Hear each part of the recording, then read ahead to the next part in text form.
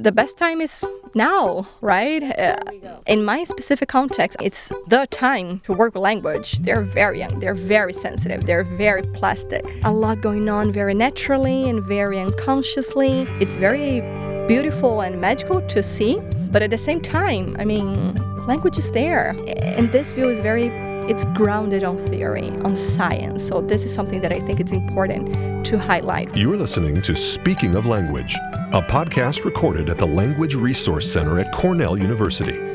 Each week, we explore a topic related to language pedagogy and language acquisition. This week, on Speaking of Language, Thaiza Barros shares some findings from her research into how young children acquire specific speech sounds.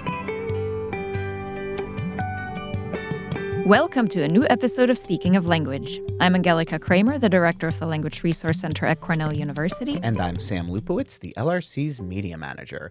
We welcome Thaiza Barros in the studio today, who will enlighten us about language acquisition, Portuguese, and the wonderful world of research. Welcome to Speaking of Language, Thaiza. Thank you so much. Hello, everybody. Thanks a lot for the invitation. I'm very happy to be here sharing this world of language. And we are so excited to be speaking with you today. We always like to get started with our guests to have them share a little bit about their own background and especially their path with languages. So what does that look like for you? Okay, so my path goes back when I was like 15 years old. I had been studying English for a while, and I had this opportunity to work as a language teacher assistant at a language institute there in Brazil. And then it all started. I realized that I really wanted to work with English. I really wanted to study more about the language. And then I decided to follow my path at a language arts course at the university. And then I fell in love with language acquisition. And after that, everybody and everything led to researching about language. Nice. That's awesome. Well, so you're a visiting scholar in our Romance Studies department this semester. What brought you to Cornell? So, as I mentioned, I was teaching back there, and I started teaching as an English teacher. And after a while, after I realized that I really wanted to focus on language acquisition, I switched a little bit. So I went to a bilingual school, and then everything made sense because I was a teacher and I was working with language acquisition. That is really what I love to do. Yeah. So back then, I started realizing there are some patterns in language acquisition, especially for sound acquisition. And I was very curious, trying to understand why these patterns were so present in the very young children that I was working with, that were Brazilians acquiring English as an L2. So from that point, I started researching about L2 sound acquisition. I did my master's in São Paulo and my PhD in São Paulo, and then I decided I really wanted to have this international background and opportunities for me to go deep on my research about that. So I found Professor Denise Osborne in Romance Studies here, and it was the perfect matching because she's a Brazilian professor. Right. So she really understands about the phonetics and phonology of Portuguese, of Brazilian Portuguese, compared to English. So that's how I started my way to Cornell. Yeah. It was through her and through her research on both languages. That's awesome. So while you are here, you are conducting a perceptual study that focuses exactly on what you just shared. So to better understand how very young children acquire specific English speech sounds. Tell us a little bit more about this research. Maybe you already have preliminary findings. What do you even do when you work with such young learners of a language? We want to hear all the details. Yeah, exactly.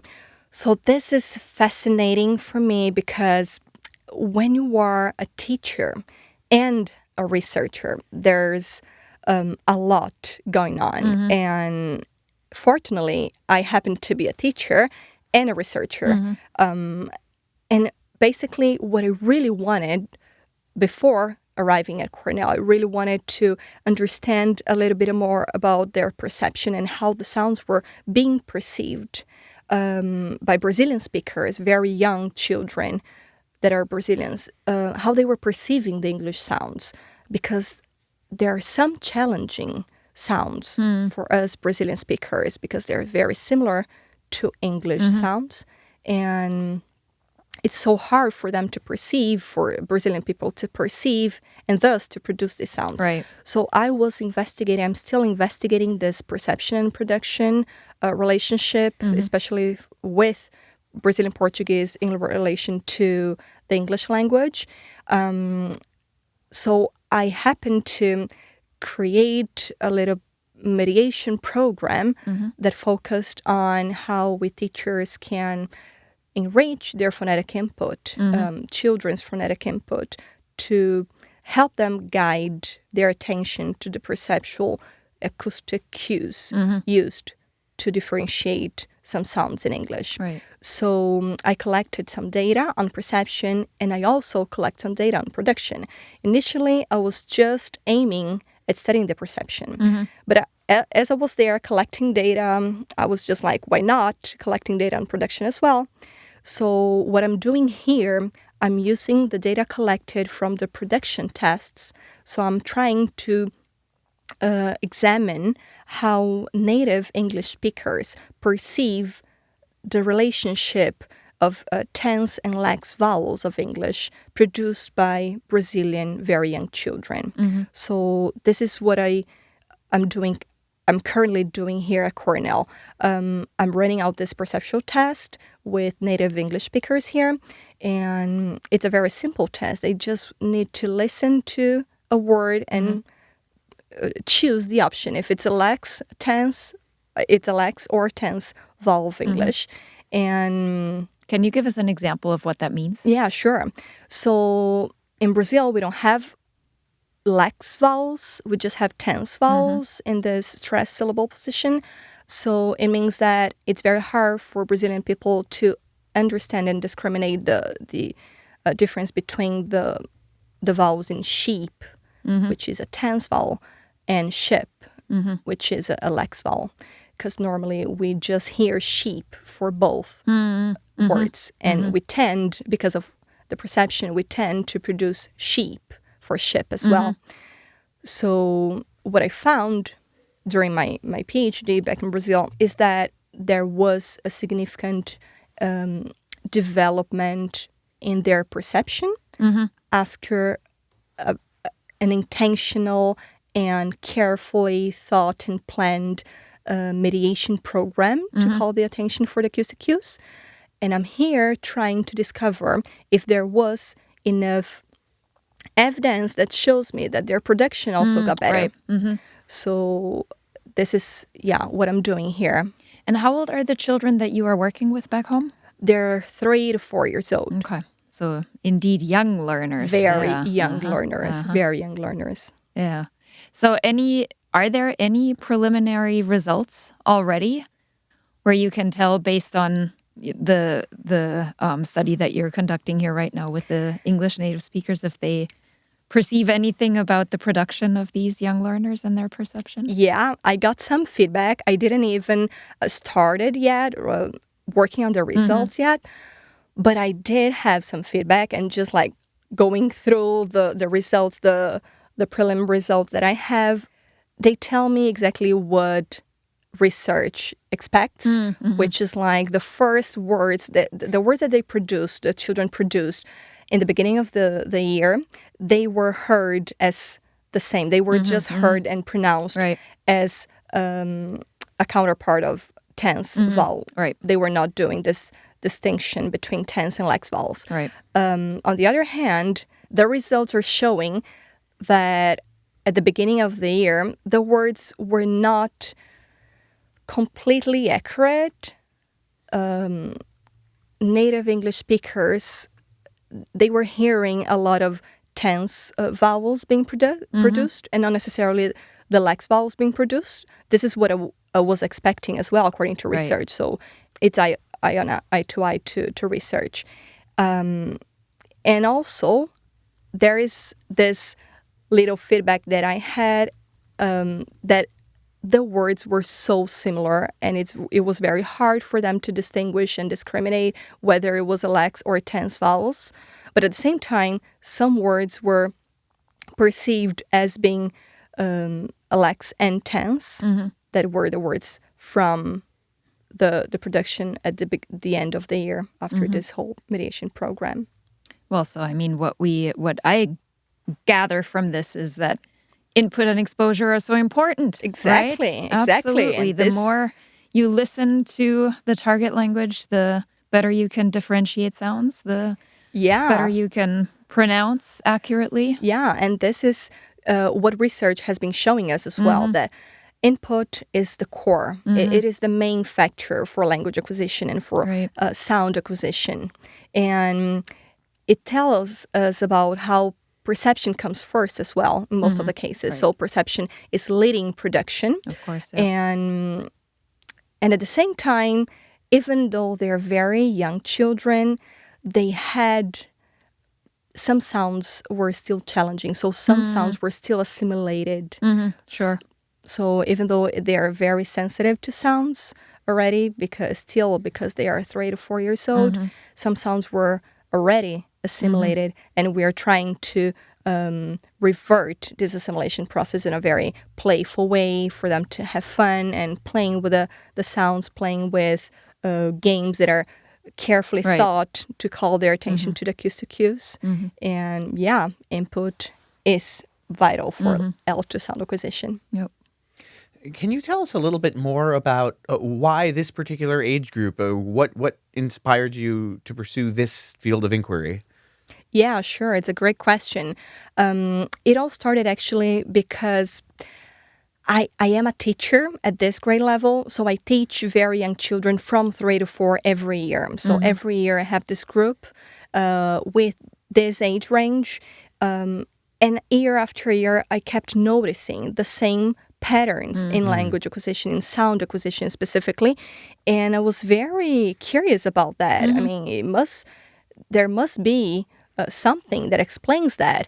And also, I was comparing at that time that the challenges that they have at that age were the same challenges that Brazilian adults were having and Brazilian teenagers were facing as well. So I was very curious about that. And the fact that they're very young, I mean, when I first started, I didn't have this expectation to have such challenging sounds going on because, I mean, they're very sensitive to sounds.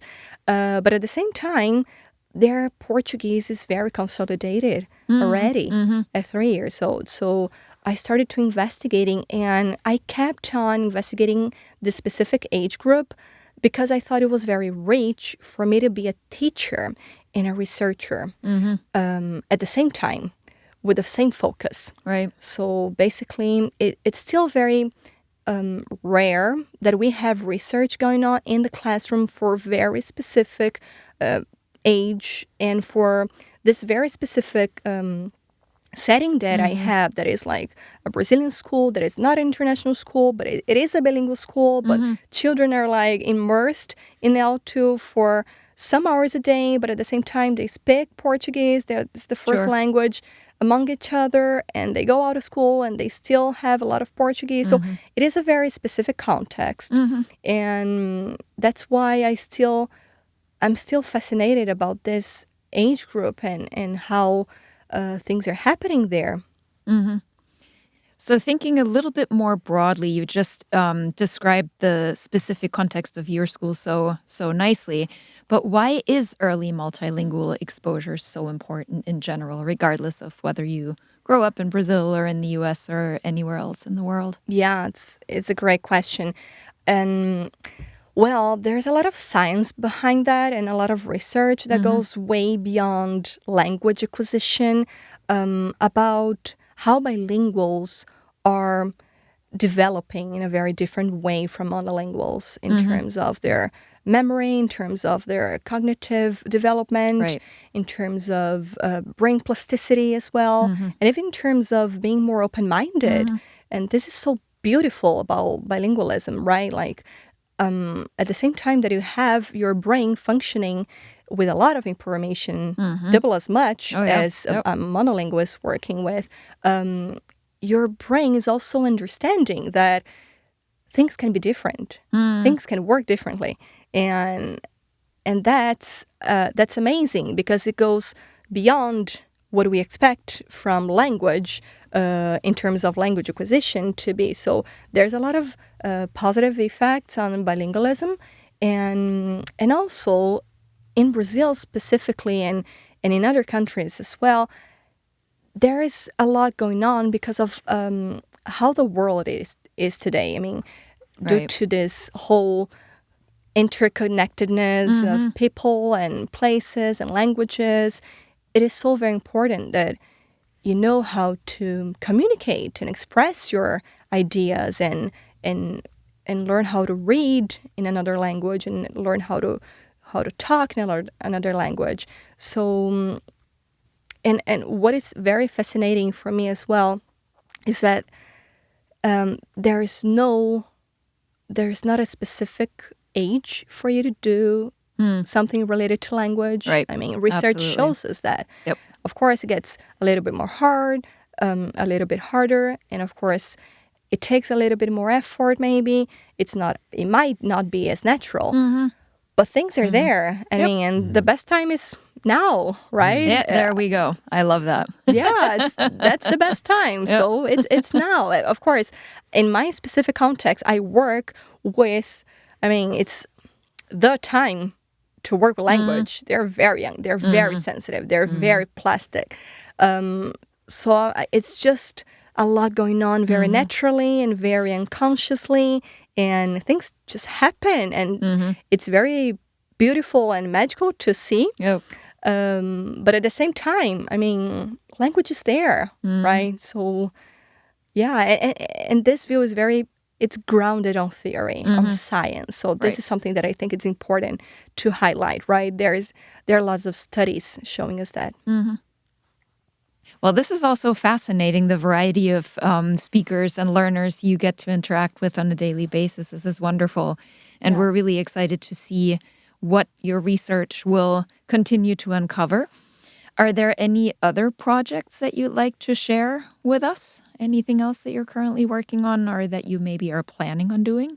Sure. So I have been working during my PhD. I have been working on this perception, trying to analyze how this mediation program filled with games that call their attention for the cues to cues help children develop their perception of L2, in this case English.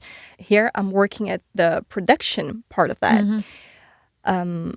So my future idea is for me to compare how the effects of perception influence production as well. Because my first results show that there was a very significant impact on their perception Right.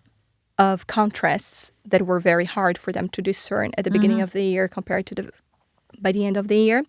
There was the significant progress in perception, and I want to contrast. I want to study how this perception led to a development in production, even if I was not focusing on their production. I was just focusing on them perceiving and distinguishing and discerning sounds better and more accurately. So the program itself did not mean to tackle production matters. Right.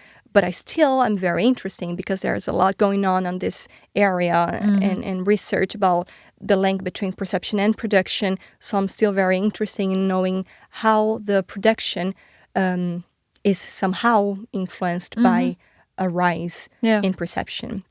And also, I really want to go further on that, and I want to investigate how a better perception and a better production in that early years, before they start a work with phonological awareness and literacy, can impact positively their literacy process. Because it's interesting, because in Brazil, in bilingual schools in Brazil, we tend to work a little bit with phonics for literacy of these bilingual children, but at the same time, most of, at least, materials dedicated to phonics and phonological awareness were meant for native speakers of English. So they do not necessarily account for the challenges that a bilingual has in terms of perceiving sounds that are very challenging for them. So I still want also to see how in Brazil we can start working with sounds in a very smooth way and based on theory that will help and support their phonological awareness and their phonics and literacy process, biliteracy process later on in life. So yeah, this is what I have in mind for now. Nice. Fantastic. Well, it's so exciting to hear about everything that you're working on, Thaiza. Where can our listeners find out more about you and your work? Yeah, they can find me on Google Scholar. Wonderful. And we will make sure to link to that in our show notes as well. Great. Well, Thaiza, it's really great that you are on our campus, and we are very excited to see where your future work will take you. Before we sign off, we would like to ask for you to share a word in a language that you love, that you are learning, that you may want to learn, that makes you feel inspired. Okay, this is so cool. Of course, I chose a word in Portuguese. Actually, I brought two words because one is like a word that really inspires me, and I'll start with that. The word that in Portuguese that really inspires me is poesia, which is the Portuguese word for poetry. It inspires me because, of course, there is this whole literature meaning related to that, but it goes beyond literature. It goes beyond, and it goes like, it tells us about all this beauty in life and seeing beauty everywhere and living in kind of a state of bliss. So for me, I really like this. I even have a tattoo with this word. Yeah. There you go. Fabulous. Yeah, I like this word a lot. Nice. And there is also another word that is my favorite Portuguese word. Not because of its meaning, but because of how it sounds. That is pirilampo. Pirilampo is a word to say firefly. But at the same time, it's not the most used word to say firefly, because the most used word to say firefly is vagalume. So pirilampo is a very specific word. It's not always used, but I just think it's so cute. And it's just like a chunk of, if you say it very fast, like pirilampo, it's just like a chunk of sounds. And I just think it's fun to pronounce, and it's very cute. Absolutely. Well, we appreciate you sharing that. We appreciate you sharing everything that you're working on. And thank you so much for speaking of language with us, Thaiza. Thanks so much for inviting me and having me here. It was a pleasure. It's always good to talk about language, right? Absolutely. Oh, yes. Join us next week to hear from Lincoln Snyder, who will talk about the revitalization of Pennsylvania Dutch, a Germanic language that evolved in 17th and 18th century Protestant immigrant communities around Pennsylvania. Until then, Auf Wiederhören. The Language Resource Center is located on the ground floor of Stimson Hall on Cornell's main campus in Ithaca, New York. Check us out on the web at lrc.cornell.edu. and follow Cornell LRC on Facebook, Instagram, and Blue Sky. Speaking of Language is produced by Angelika Kramer and Sam Lupowitz. Recorded by Sam Lupowitz. Original music by Sam Lupowitz, Dan Gable, and Joe Gibson. Thanks also to the College of Arts and Sciences at Cornell University. As a reminder, the ideas and opinions expressed on this podcast do not reflect those of the College of Arts and Sciences or any other official entity of Cornell University. We thank our listeners, and do stay tuned for our next episode.